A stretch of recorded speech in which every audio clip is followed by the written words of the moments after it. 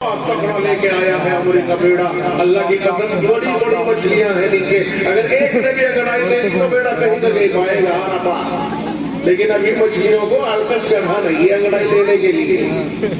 آ رہا ہے وہ ٹائم جب اگڑائی لے گی، آ رہا ہے وہ ٹائم جب کام انشاءاللہ العزیز مکمل ہوگا، اور خدا کی قسم جو ظالم ہے انہیں کوئی پیڑ بھی بنا نہیں دے گا، کوئی پتھر کی چٹان بھی پڑا نہیں دے گی، یہ مصطفیٰ کائنات کا فرمان ہے، کبھی بھی نہیں ہو سکے گا۔ ظالم ہوتا ہے اور ظالم کا انشاءاللہ ایک دن انت ہوتا ہے۔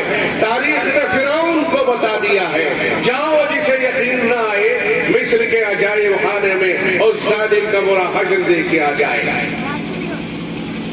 ظالم نمرود تھا، بتا دیا تاریخ نے، حامان، شداد، قارون، یہ تو بڑے بڑے ظالم گزرے ہیں۔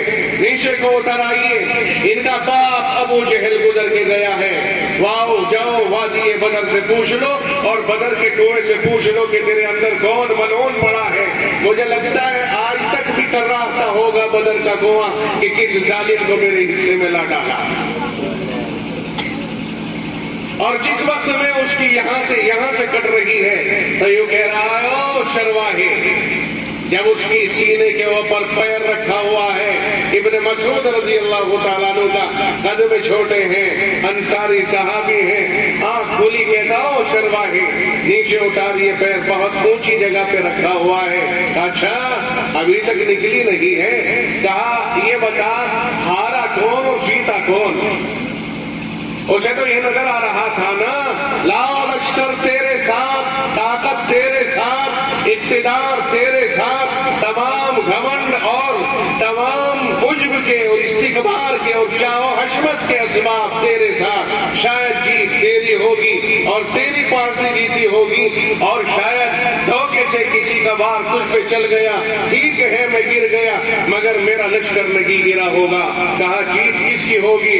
اس نے کہا ظالم اللہ اور اس کے رسول کی جیت ہوئی ہے۔ کہنے لگا سمجھ میں نہیں آتا، یقین نہیں آتا، سرنگوں میں رہنے والے اتنے طاقتور کیسے ہو گئے، یقین نہیں آ رہا ہے۔ مرتبہ ہمارے پاس، فلاں فلاں ہمارے پاس، سمجھ میں نہیں آتا آخر کون سی شکتی اور طاقت ہے جو ادھر سے وار کر رہی ہے، اور ہمارے طاقتور تمام ٹینک تہو بالا ہوتے جا رہے، سمجھ میں نہیں آتا۔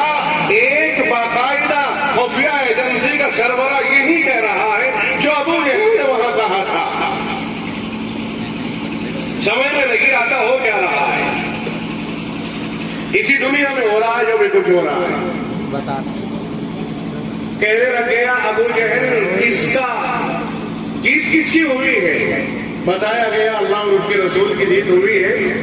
ابو جہل کہتا ہے سمجھ میں تو نہیں آ رہا ہے، اچھا تیرا کیا مقصد ہے تو بتا۔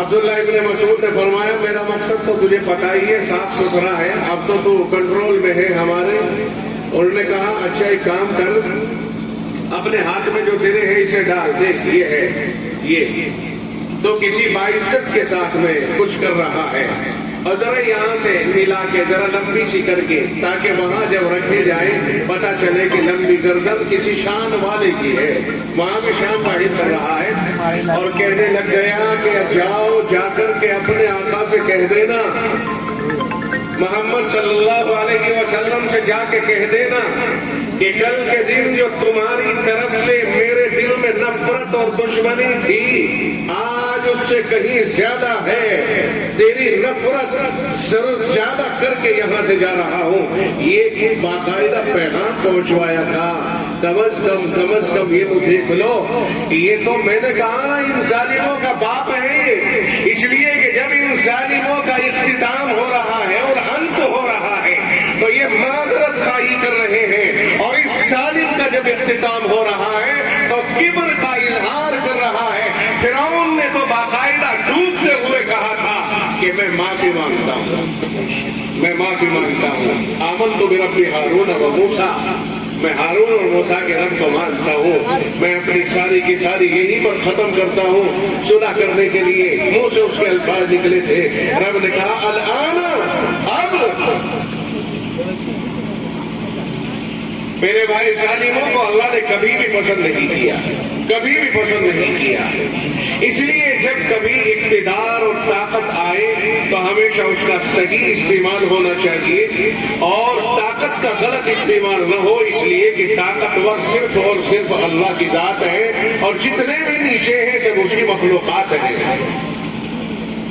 اب ان کے اندر اللہ نے ایک کو کم اور ایک کو زیادہ اس طرح بنا دیا تو اس کا مطلب یہ نہیں ہوتا کہ جو طاقتور ہوگا وہ کمزور کو ستائے، جو پہلوان ہوگا وہ دوسروں کو مارتا پھرے، نہیں، سب کے ساتھ حسن سلوک اور اچھا معاملہ ہونا چاہیے۔